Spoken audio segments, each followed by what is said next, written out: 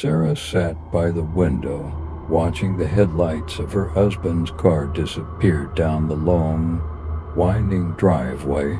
The soft hum of the engine faded into the distance, leaving her alone in the darkened house, nestled at the edge of whispering woods. The name itself sent shivers down her spine, conjuring images of shadowy trees and unseen eyes. Her husband, Jack, had promised it would be a quick trip to the store for some much-needed supplies.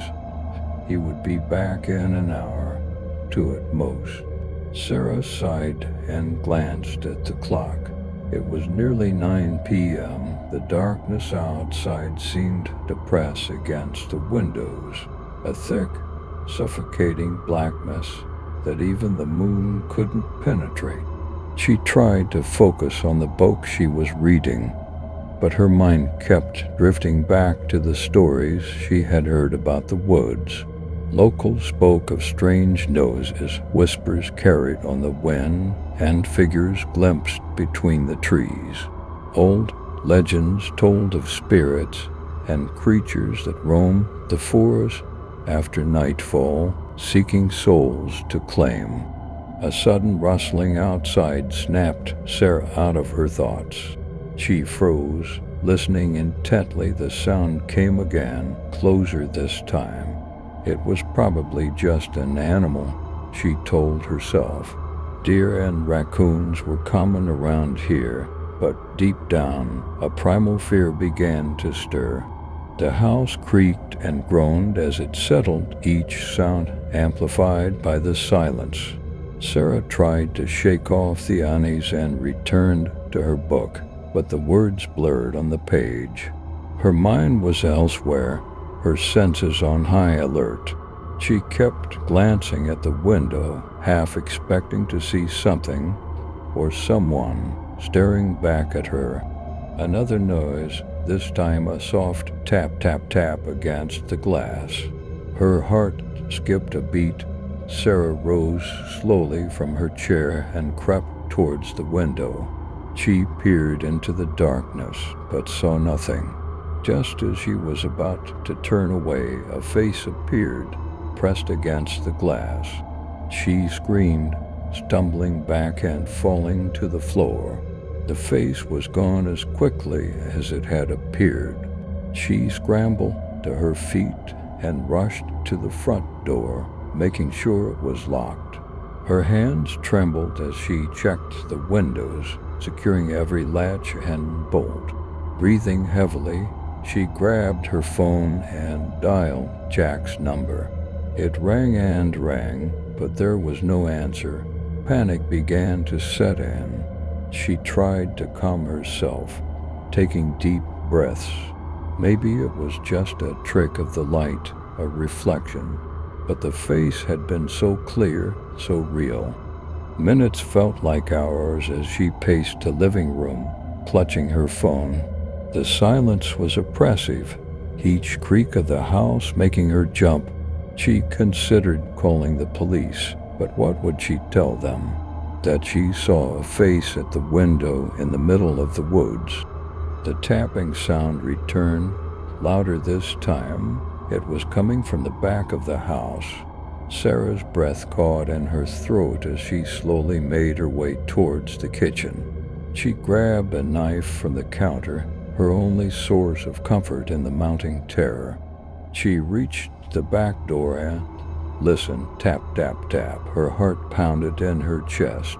Gathering her courage, she flung open the door and stepped outside, brandishing the knife. The cold night air hit her like a wave, and she shivered. The backyard was empty, the woods looming just beyond the fence.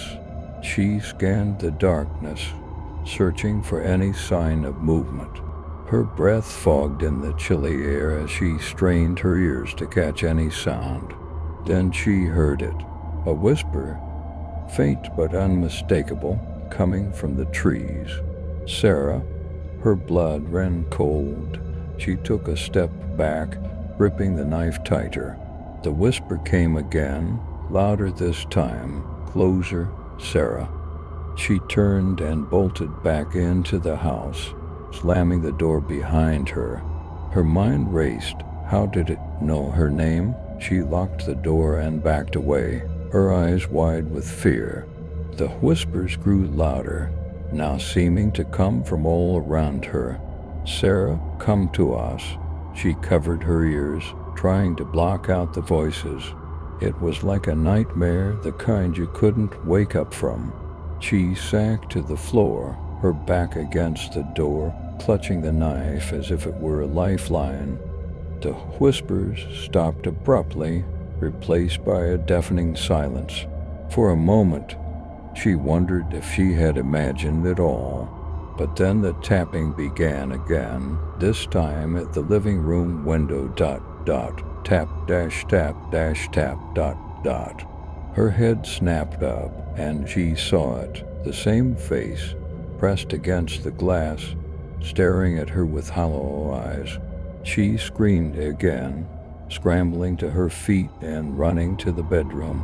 She locked the door and shoved a dresser in front of it, creating a makeshift barricade. Her phone buzzed in her pocket, and she nearly dropped it in her haste to answer. "Jack," she cried, her voice shaking. "Sarah, what's wrong?" His voice was calm, reassuring. There's someone outside. They were at the window. They know my name. Calm down. I'm almost home. Stay where you are and don't open the door for anyone. I'll be there in a few minutes." His words brought a small measure of comfort, but the fear still gnawed at her. She stayed on the line with him, listening to the sound of his car speeding down the road. She could hear the tension in his voice, the urgency. Then she heard it, a low, guttural growl, coming from the other side of the bedroom door. Her breath caught in her throat as she stared at the door, willing it to hold. "Jack, hurry," she whispered, her voice barely audible. "I'm almost there, just hang on." The growling grew louder, accompanied by scratching at the door. Whatever was out there was trying to get in. Sarah backed away, clutching the knife, her eyes fixed on the door. "Sarah, listen to me. You need to stay calm. I'm pulling up the driveway now. I'll be inside in a moment." She heard the car door slam, followed by the sound of footsteps on the porch. Relief washed over her as she heard the front door open and Jack's voice calling out, "Sarah, where are you?" "Up here," she shouted, her voice trembling. The growling and scratching stopped abruptly. She heard Jack's footsteps coming up the stairs, and then he was there, bursting into the room. She ran to him, collapsing into his arms. "It's okay, I'm here," he whispered, holding her tight. "What was it, Jack? What's out there?" "I don't know, but we're getting out of here. Grab your things, we're leaving." Sarah nodded, quickly gathering her belongings. Jack kept a watchful eye on the door, his own fear barely contained.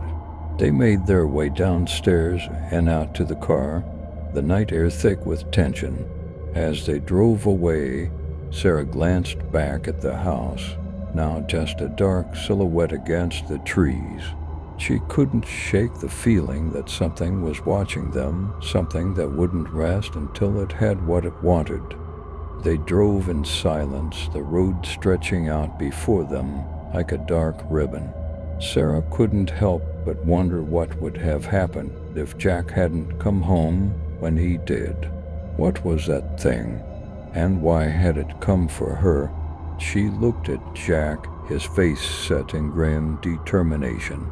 They had survived the night, but she knew they would never be able to forget the terror that had come knocking at their door. As they left Whispering Woods behind, Sarah silently vowed never to return. Some places were better left undisturbed, their secrets buried in the darkness. and the whispers that haunted the woods would remain just that, whispers echoing through the trees, forever unseen.